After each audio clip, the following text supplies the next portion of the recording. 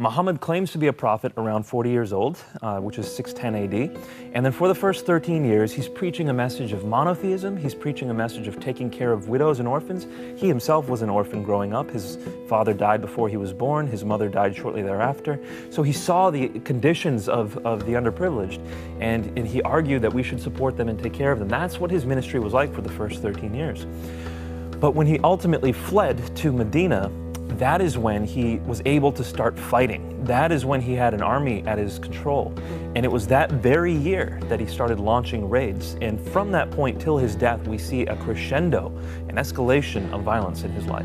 And when we talk about violence, you indicate, and I'm sorry if I'm pronouncing it wrong, Surah 9 as being one of the most violent books or part of the Quran. Exactly. So the Quran is not in chronological order. So chapter 1 is not the first chapter, is actually in the 90s is the first one. The last chapter chronologically to have been composed is Surah 9. It is, bar none, the most violent. It's called Surat al-Bara, which means the chapter of disavowal. And it's basically disavowing all treaties with polytheists and also with Jews and Christians. And it tells Muslims to fight the unbelievers, to slay the infidels wherever you find them, take them captive and lay siege to them. That's chapter 9, verse 5. Chapter 9, verse 29 says specifically, Jews and Christians, fight them until they are subjugated and pay you money. Why? A few verses later, because Islam has been made to prevail over every other religion. Chapter 9, verse 33. Chapter 9, verse 111 is the one that says, if you die in jihad, you will go to heaven. So it launches Muslims right before Muhammad dies into this undelimited warfare. There was no end in sight, it was just fight. And that's why Muslims were able to conquer 1/3 of the known world. I'm talking from the shores of the Atlantic to the valleys of India within about 150 years. So where does this idea that this is a religion of peace come from? The words, the religion of peace, Islam is a religion of peace, is found nowhere in the Quran. It's found nowhere in the Hadith. It's not even really found in any polemical literature, any commentaries until the 20th century. So this is a modern phrase that was invented by people in India who were interacting with British folk. This was before India was reverted to its own control. And so that's where we see the phrase Islam is a religion of peace coming up in interactions between Western culture and Islam, usually when we're talking about polemics and apologetics. So is it accurate?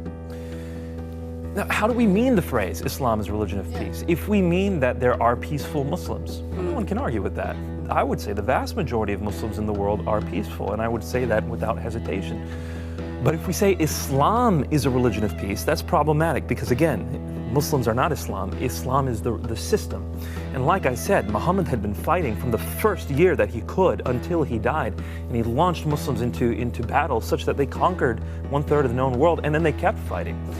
From that time until the fall of the Ottoman Empire, Muslims had a significant degree of military control throughout the world. It's really hard to say in any way that Islam is a religion of peace when we're talking about physical peace. Now, when we talk about jihad, not really considered a violent thing, but more defending a faith. Is that correct? In the West, that's what we were told growing up, that Muhammad only fought defensive battles. He was trying to protect the ummah, the Muslim people. The fact is, though, when you get past the modern narratives and you start reading the text of the Quran directly, and you start reading the history of Muhammad's life directly, there's no question that's not the case. He launched raids. Even the first battle that the Muslims fought, the Battle of Badr, was a result of a raid that he launched against a caravan that Muslims fought. And so from the beginning, there's no real distinction actually in that time between offensive and defensive battles. If you have an enemy, you fight them, is basically the way people saw it. And that wasn't just Muslim, that was everyone back then. But you cannot argue that Islam conquered 1/3 of the known world defensively. That doesn't make any sense. In your book, you also talk about jihad is a defensive move, or could be seen as a defensive move, but it has to be kind of claimed by someone in power. There were rules of jihad that were concretized a few hundred years after Muhammad. So Muhammad didn't lay out these rules per se. After the Hadith, the traditions of Muhammad's life were collected, then people systematized, codified jihad. And in that codification process, there were conditions listed. A jihad should only be launched in defense of the Muslim people or for the purposes of advancing the Islamic faith. So it doesn't have to be just defensive. And it should be launched by a leader of the Muslim people. So this is why some people argue that after the Ottoman Empire fell, you couldn't have a legitimate jihad until ISIS came, because ISIS is establishing its own caliphate. And this is why it's such a big issue across the Islamic world, whether to recognize the caliphate of ISIS or not, because if so, then they could launch officially recognized jihad. So it's actually, yeah, these rules are important. I was actually speaking to a pastor in Nigeria the other day, and he said that in his neighborhood in Jos, Nigeria, before Muslims attack, and it happens quite regularly, they will distribute pamphlets saying, "Be forewarned, we will be attacking you." Really? Yep, and it's sometime within the next 2 weeks after those pamphlets come, and you ask the question, why would they do that? Because it is one of the rules of jihad. You have to tell people that they are going to be attacked. Wow. People had asked you to speak into this for a while, and you had said no. Well, the issue of jihad is so charged right now that people will question what your motives are when you talk about it. Because on the one hand, if you talk about jihad as if it's a reality in Islam, then you can come under accusations of Islamophobia.